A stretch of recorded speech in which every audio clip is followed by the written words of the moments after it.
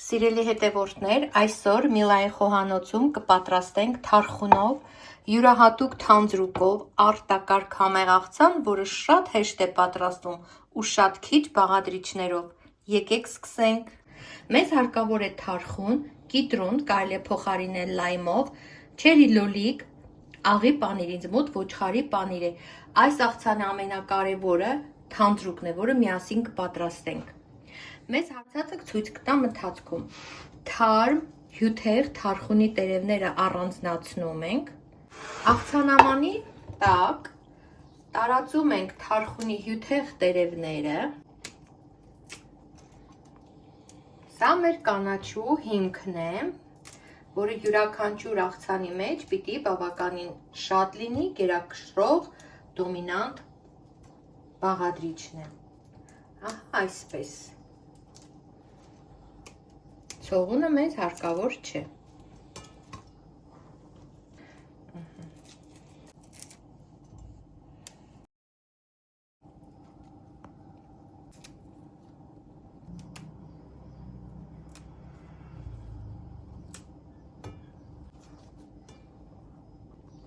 Թարխունը պիտի շատ լինի, որովհետև աղցանի հիմնական համը հենց թարխունի մեջ է։ Այսպես։ Այժմ կտրատում ենք լոլիկը, հարկավոր է, ինչպես ասացի, չերի լոլիկ, որը բաժանում ենք 2 կամ 4 մասի, դասավորում կանաչու վրա, դասավորում ենք գեղեցիկ, սիմետրիկ, այսպես կտրատեմ։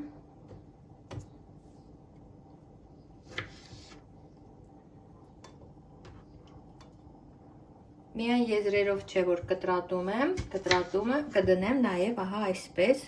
շատ համեղ է լոլիկը թարխունով և պանիր, սիրելիներս, ինչպես ասացի, սա հայկական ոչխարի պանիր է, կարող եք փշրել, մեզ հարկավոր է աղի պանիր, կարող եք փշրել, կարող եք այսպես, տարբեր տեղերից կտորներ անել ու դասավորել աղցանի վրա, կարևորը պանիրը աղի լինի։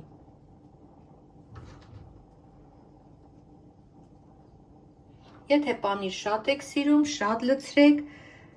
հավասար եմ դասավորել Մարիամ։ Այսպես։ Եվ պատրաստում ենք թանձրուկը։ Այժմ պատրաստում ենք թանձրուկը։ Ինչպես ասացի, վերցնում ենք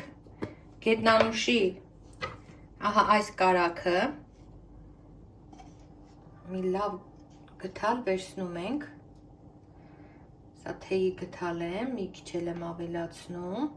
եթե թանձրուկը շատ ստացվի, սիրելի բարեկամներ, կարող եք պահել սառնարանում, օգտագործել այլ աղցանների ժամանակ ևս հիանալի ունիվերսալ թանձրուկ է։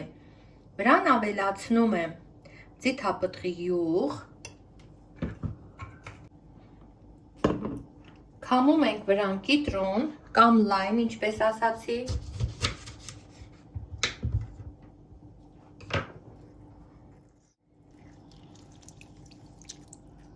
կորիզները հանում ենք, հենց ընկնում է մեջը, կարելի է ձեռքի ափը պահել քամվող կիտրոնի տակ և կորիզները ափի մեջ կընկնեն։ Մի քիչ սոյայի թանձրուկ, 1 ճաշի գթալի չափ, չիլի քաղցր թանձրուկ, 1 թեյի գթալի չափով, բոլոր բաղադրաչափերը սիրելիներ կգրեմ տեսանյութի տակ, այս թանձրուկը ինչպես ասացի ունիվերսալ է, անպայման պատրաստեք, պահեք սառնարանում փակ հերմետիկ տարայով, օգտագործեք այլ աղցաների դեպքում ևս, աղ, բայց քիչ ենք աղանում, քանի որ սոյայի թանձրուկն արդեն իսկ աղի էր, մի քիչ սև պղպեղ և մի քիչ մեղր կարելի ավելացնել, կարող եք մեղր ավելացնել, կարող եք թխկու օշարակ ավելացնել կամ էլ հայկական դոշապ սիրելիներ։ Այսպես, սա էլ ենք ավելացնում, նույնիսկ շաքարավազ կարող եք ավելացնել, բայց մենք այս դեպքում ընտրում ենք առողջ տարբերակը։ ու լավ խառնում ենք թանձրուկը։ Ահա այս համեղությամբ էլ օծում ենք մեր աղցանը։ Հավատացեք, անզուգական համեղ է, իդեպ ռեստորաններում բավականին թանկարժեք հաճույք, թանկարժի աղցանը, բայց կարևորը, որ շատ համեղ է ու հետաքրքիր։ Ես մի անգամ ճաշակեցի ռեստորանում, սիրահարվեցի այս աղցանին ու որոշեցի անպայման տանը պատրաստել, որ ընտանիքս էլ հավանեց, որոշեցի, որ տանը հաճախ պատրաստեմ ու վայելենք։ Համոզված եմ, ձեզ համար է կդառնա սիրելի աղցան։ Խառնում ենք այնպես, որ զանգվածը դառնա միատարր։ Եվ ահա այսպես օծում ենք աղցանի վրա։ Մի ափսոսացեք, լավ լցրեք, սիրելիներս, անչափ համեղ է։ Եվ վերջ, մեր աղցանը պատրաստ է։ Խոստացեք, որ կպատրաստեք ու կվայելեք, շատ լավն է։ Թողեք 2-3 րոպե համերը խառնվեն, նոր վայելեք։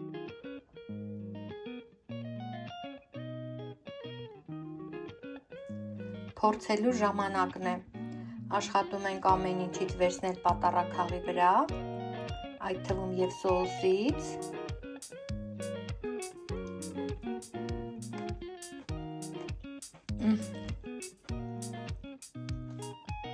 Յուրահատուկ, չկրկնված և անչափ համեղ։ Ամենահասարակ բաղադրիչներից ուղղակի շեդևր։